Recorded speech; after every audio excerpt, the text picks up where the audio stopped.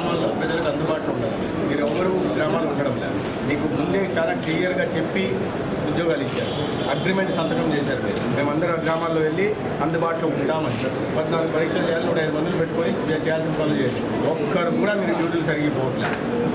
తప్పు. మళ్ళీ ఇవాళ ప్రభుత్వం ఇది ఉంది కదా, మీ ఇష్టారాజ్యంగా స్ట్రైకులు చేస్తామంటే మాత్రం మీరు కాంట్రాక్ట్ బేసిస్లో ఉన్నారన్న విషయాన్ని గుర్తుపెట్టుకోండి.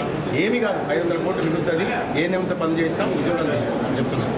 కాబట్టి మీరు లేదు, మీ బాధ మేము అన్నీ తెలుసు, చాలా మీకన్నా చాలా ఎక్కువ తెలుస్తున్నాను. మీ బాధలు నేను చాలా ముందు చాలా సానుకూలంగా స్పందించాను, మీ గురించి ఆలోచిస్తున్నాం. కానీ మీరు ఈ రకంగా మొండిగా ఉంది కదా, బ్లాక్మెయిల్ చేద్దాం ప్రభుత్వాన్ని అంటే మాత్రం ఇబ్బందులు కాదు. మీ బాధలన్నీ మాకు తెలుసు. బాధలు చెప్పేది స్ట్రైక్ పోకుండా మీరు వచ్చి మాకు బాధలు చెప్పాలి.